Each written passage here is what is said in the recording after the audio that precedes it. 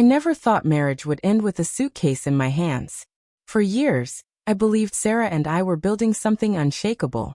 We weren't perfect, but I thought we were strong. She was the type who demanded attention everywhere we went, loud laughter, dramatic stories, always pulling eyes toward her. I was quieter, steady, the calm to her storm. At least, that's what I told myself.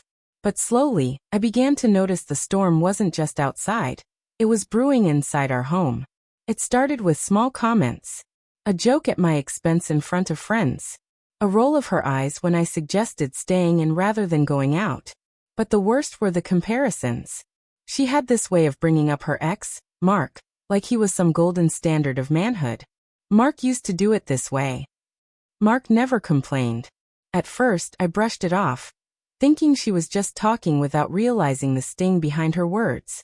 But soon, the comparisons became sharper, like knives she enjoyed twisting. The night it all shattered, it was almost ordinary. I had worked late, came home tired, and found her sprawled on the couch, wine glass in hand. I leaned down, kissed her cheek, and quietly asked if she wanted to spend the night together. A simple, vulnerable request.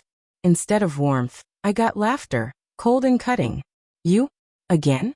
God, you're exhausting, she scoffed, swirling her wine. My ex never said no. He was a real man. You're just so boring.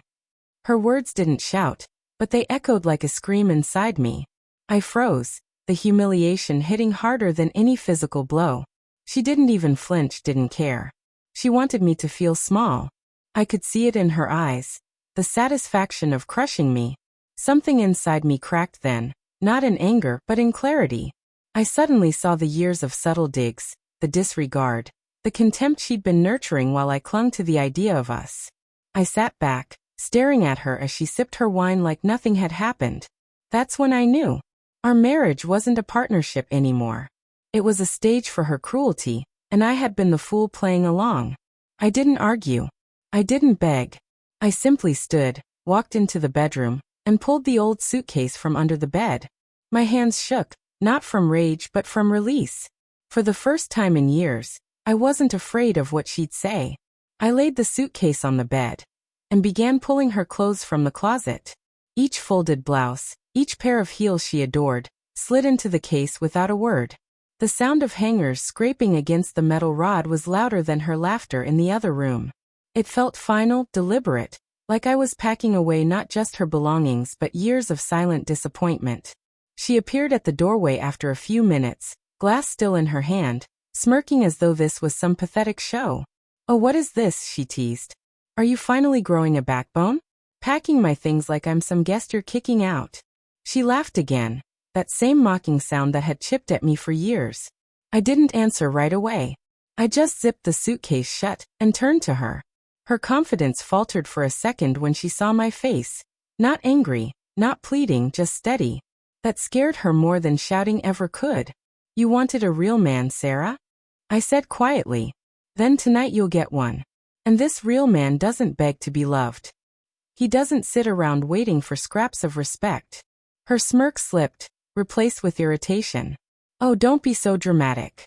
It was just a joke. You're so sensitive. Always twisting things like I'm the villain. Mark never." "Mark isn't here." I cut her off. My voice was calm, but it carried weight. "And maybe that's what you've been mourning all along. Not our marriage, not me, just the ghost of your ex." Her jaw tightened. She set the wine glass down harder than necessary, the liquid sloshing over the rim. "You're ridiculous. You think you can just decide when I leave? This is my home too." I lifted the suitcase and placed it in her hands. The weight startled her. She stumbled a little, clutching it against her chest. The look in her eyes, shock mixed with disbelief, was almost enough to make me falter. "Almost. You mocked me for years," I said, my voice firm but even. "You compared me to another man in my own house. Tonight, you laughed at me like I was less than human. I can't stop you from loving him in your head, Sarah. But I can stop being your punching bag." For the first time in a long while, silence filled the room. No smirks, no sarcastic remarks. Just her staring at me as if she didn't recognize the man standing in front of her. She stood frozen, Suitcase pressed against her chest as though it carried the last piece of security she had. For years she had been so sure of her power over me, so certain that no matter what she said or did, I would stay. But now her confidence cracked, and in that silence, I realized something. I wasn't the weak one anymore. Her lips parted, desperate to regain control. Wait, David, you're really doing this? Over a stupid comment? You're just overreacting. We can talk this out. I shook my head slowly. We had years to talk, Sarah. Years where I tried to hold this marriage together while you chipped away at it with comparisons, insults, and contempt. Tonight wasn't a slip of the tongue. It was the truth you've been dying to throw in my face. And you finally did. Her eyes flashed with anger. So what, you're just going to throw everything away? Everything we built? I let out a small, bitter laugh. You already did that, long before tonight. You wanted me to be him so badly, you never even saw who I really was. You mocked the man who worked every day to give you stability, who stood by you when things were hard, who loved you even when you didn't deserve it. Tears welled in her eyes, but I didn't let them sway me. I had been fooled by those tears too many times before. Please, she whispered, her voice trembling. Don't do this. I'll change. But promises made in desperation are only smoke. I stepped closer, gently pushing the suitcase against her arms. No, Sarah. I've already changed. I'm no longer the man who will stand here and beg for scraps of your respect. You want someone who never says no? Then go find him. But you won't find him here.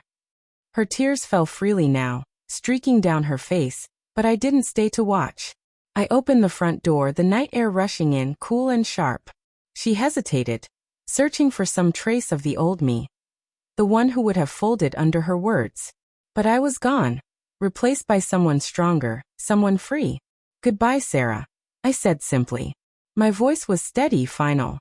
She stepped out slowly, suitcase in hand, the echo of her heels fading against the pavement. When the door closed behind her, the silence didn't feel heavy anymore. It felt clean, like the first breath after a storm. For the first time in years, I felt like a real man. Not because of her approval, not because I lived up to some ghost of her past, but because I finally chose myself.